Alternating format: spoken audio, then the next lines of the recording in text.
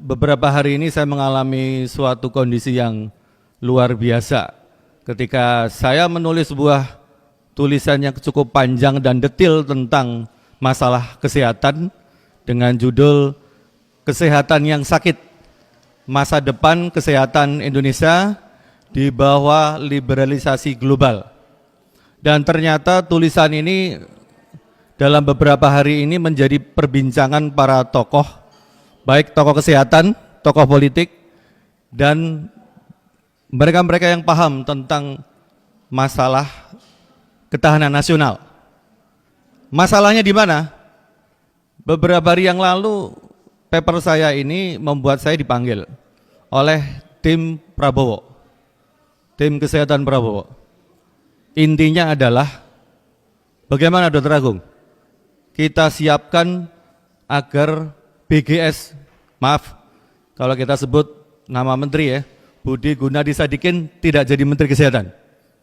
Ini yang ngomong bukan oposisi, yang ngomong adalah tim kesehatan Prabowo. Kemudian pertanyaannya berikutnya, kalau memang mau demo, ayo kita bantu. Masalahnya adalah tidak ada yang berani mau demo, padahal Kertanegara sudah mempersiapkan tempatnya. Pertanyaan besarnya adalah, mengapa tim Prabowo sendiri ingin atau bahkan kita katakan tidak menjadikan BGS sebagai seorang menteri? Kesimpulannya sederhana, bahwa ternyata pergantian Raja Jawa ini yang diganti bukan raja, yang diganti ini adalah antek. Antek siapa? Antek kekuatan global, antek liberalisme global. Seorang BGS yang hanya menteri tidak dapat ditolak oleh seorang Prabowo yang presiden terpilih. Kalau kita bicara tentang menteri-menteri yang lain, ini titipan Jokowi. Ini adalah bagian dari kekuatan global. Mungkin kita sudah tahu, ekonomi itu dipegang oleh kekuatan global. Sektor industri kita sudah tahu, hilirisasi nikel itu diambil alih oleh kekuatan asing. Negara ini sudah dijual. Tetapi kalau kita bicara kesehatan, bahkan mungkin Bapak Ibu semuanya melihat bahwa kesehatan itu sekarang baik. Pak Menterinya pro rakyat, walaupun dia bukan seorang dokter. Makanya saya bilang, saya tidak curhat, karena kita tidak pernah seorang dokter itu pengen jadi menteri, seorang dokter itu punya kekuasaan, bukan. Tapi kita jadi seorang dokter atau tenaga kesehatan yang lain, karena kita ingin mengabdi pada rakyat. Tapi apa yang dilakukan oleh BGS, dan ini bukan salahnya BGS, karena dia adalah alat kekuasaan, bukan Jokowi, kekuasaan global. Saya katakan, seorang Prabowo pun dan timnya tidak menginginkan dia menjadi seorang menteri kesehatan. Tapi apa daya, karena ini titipan global, artinya bahwa ada kepentingan yang besar, kepentingan yang lebih besar dibanding hanya sekedar urusan politik. Coba Bapak Ibu bayangkan semuanya, kesehatan itu sementara ini kita memang belum bagus, karena anggaran kesehatan itu terbatas. Tetapi mengapa Presiden Jokowi ya dengan alat kekuasaannya merubah undang-undang kesehatan dengan cara yang kurang bijak, dengan cara instan menjadi undang-undang 17 tahun 2023. Tidak ada dasar logis untuk mengganti undang-undang dengan cara seperti itu. Kalau tidak bukan karena titipan. Titipan siapa? Bahwa Indonesia itu masih menarik di mata global. Ibaratnya nikelnya sudah diambil, ekonominya sudah dikuasai. Tapi ini ada sektor yang masih bisa dijual, sektor kesehatan. Sektor yang bisa memeras sumber daya energi kita, memeras segala kekuatan kita. Healthcare, pelayanan kesehatan yang mendasar pada rakyat, sekarang akan diganti dengan health industry. Health industry itu apa? Industrialisasi kesehatan. Atas dasar bahwa kesehatan kita harus ditingkatkan. Rumah sakit swasta hanya dalam waktu 2 tahun terakhir menaik 15%. Dan itu adalah saham dari asing. Kemudian Bapak Ibu mungkin tidak paham bahwa sekarang ini para mengkelar di bidang kesehatan, dan kita tidak bicara hanya masalah kesehatan, mereka ini hanya menjadikan kesehatan ini sebagai kedok. Mereka memberikan bantuan, Melinda and Bill Gates Foundation ini, ya, beserta WHO-nya, ingin menjadikan Indonesia itu sebagai market. Mereka punya barang, mereka punya jualan, termasuk adalah kita tanpa disadari, nantinya orang sakit itu bukannya sembuh, tapi bagaimana caranya orang sehat punya ketergantungan, walaupun dia tidak sakit. Karena apa? Penyakit bisa diciptakan. Mereka mengajari kita untuk lebih hidup sehat, sehingga nantinya kita akan bergantung pada institusi kesehatan yang memang bukan milik kita. Karena saya katakan tadi, mandatory spending yang 5% itu tidak dijadikan kekuatan. Saya pernah ketemu dengan Pak Menteri pada awal-awal ketika dia ingin melegalkan, ya, lewat regulasi undang-undang kesehatan. Apa katanya? Kita tidak perlu anggaran, karena banyak yang mau membiayai. Dan saya pada waktu itu sebenarnya diharapkan oleh beliau untuk mendukung beliau menjatuhkan organisasi profesi. Artinya IDI, Ikatan Bidan, Persatuan Perawat itu akan dilibas. Bahkan sekarang kekuasaan kesehatan itu hanya ada di satu, di tangan Menteri Kesehatan. Dulu ada yang namanya Konsil Kedokteran. Konsil Kedokteran itu di bawah Presiden, dibentuk dengan undang-undang sebagai kepala negara. Artinya bahwa ada organisasi atau lembaga independen yang dibentuk oleh pemerintah yang nantinya itu adalah untuk menjamin keselamatan rakyat di bidang kesehatan. Kementerian Kesehatan itu hanya regulator, tetapi sekarang mereka bermain sendiri. Regulator iya, yang akan mengadili iya, dan sebagainya.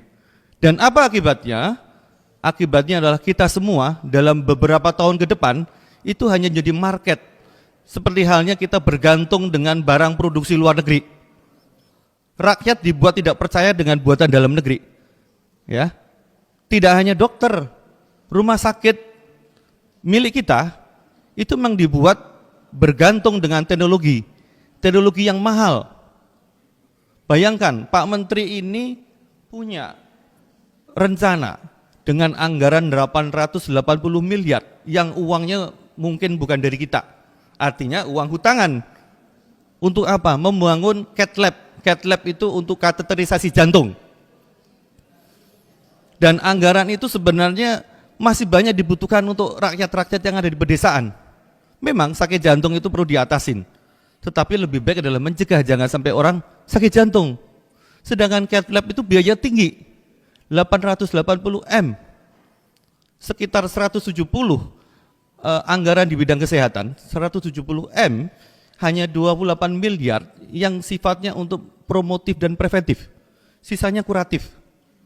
Dan inilah sebenarnya yang kemudian menakutkan untuk kita semua.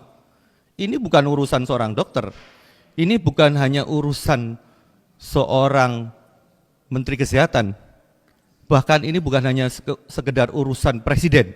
Kenapa? Karena kesehatan itu sebenarnya adalah benteng daripada ketahanan nasional. Jadi, bila mana nantinya kedaulatan di sektor kesehatan ini sudah terampas, bisa kita bayangkan, kita bisa dibuat sakit sewaktu-waktu. Kita akan bergantung pada teknologi yang tinggi. Kita akan menganggap bahwa, maaf nih kalau saya sebut, toko-toko yang merah dan biru itu ada di mana-mana. Nanti otoritas kesehatan itu akan dimiliki oleh swasta asing. Karena swasta dalam negeri itu sudah menjerit. Kenapa menjerit? Karena Pak Menteri itu memang membuat ekosistem kesehatan itu untuk ekosistem bisnis. Saya bilang tadi, sekali saya katakan, seorang Presiden Prabowo pun tidak bisa menampik titipan seorang BGS. Dan saya yakin ini bukan masalah karena titipan Jokowi, bukan. Tetapi memang ada kekuatan global yang sekarang itu sudah menjerat kita. Kayak lintah darat gitu ya, sudah ngasih utangan ini harus sampai tuntas, seperti itu. Jadi sektor kesehatan ini nggak ada bedanya dengan sektor ekonomi yang lain nanti, di mana kita akan bergantung penuh dengan teknologi kesehatan yang tidak kita miliki. Seorang dokter nanti itu hanya sebuah tukang, sebagai seorang sales, dia tidak punya otoritas untuk membela kepentingan pasien. Tidak. Mengapa seperti itu? Diciptakanlah proses pendidikan dokter itu yang instan.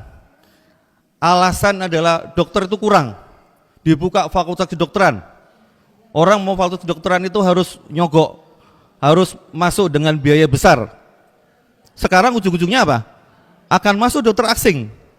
Bukan masalah dokter asingnya, tapi dokter asing ini hanya untuk memperkuat kekuatan tadi, kekuatan imperialisme.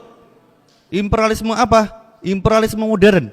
Jadi penjajahan ini ibaratnya dia butuh tumpangan. Kita belajar dari VOC dulu. Bagaimana Indonesia itu awalnya tidak langsung dijajah. Awalnya orang ingin berdagang. Mereka itu Portugis, Belanda itu ingin berdagang, ingin mencari keuntungan. Tapi lama-kelamaan kemudian kita dijajah. Dan menjajah Indonesia sekarang tidak dengan energi militer, tidak ada gunanya. Tetapi dengan membuat kita bergantung pada teknologi asing, sedangkan kita sendiri tidak menguasai. Dan yang tidak kalah pentingnya harus saya buka di sini, bahwa ada mekanisme di Undang-Undang Kesehatan itu yang membolehkan data kita, data medis, bahkan data genomik. Genomik itu gen. Jadi Pak Menteri ini menargetkan tahun 2024 ini ada 10.000 sampel penduduk Indonesia yang dia dibiayai oleh Bill and Melinda Gates Foundation secara gratis. Dalam tanda kutip gratis itu karena memang dia butuh data. Dia ingin memetakan orang Indonesia itu seperti apa sih? Kesehatannya itu dia punya potensi sakit apa? Nanti kalau sakit obatnya apa? Kita belum punya kemampuan itu, tapi mereka bisa merekayasa. Nanti 10 tahun mendatang dengan pola makan seperti ini, kalau perlu kita buat makanan itu kadar gulanya tinggi, orang Indonesia umur mungkin 10 tahun sudah ada kelainan gula. Mungkin 20 tahun sudah ada kelainan jantung. Mereka mau lari kemana? Ke fasilitas kesehatan? Oke, fasilitas kesehatan punya siapa? Oh, ini rumah sakit negeri. Teknologinya? Siapa yang punya data? Yang punya data adalah orang asing. Sudah ada East Venture. East Venture itu kalau saya bilang maklar. Dia mau menghubungkan Indonesia dengan berbagai macam kekuatan global untuk mendanai kesehatan. Tapi East Venture butuh apa? Butuh data. Data siapa? Data ibu-ibu.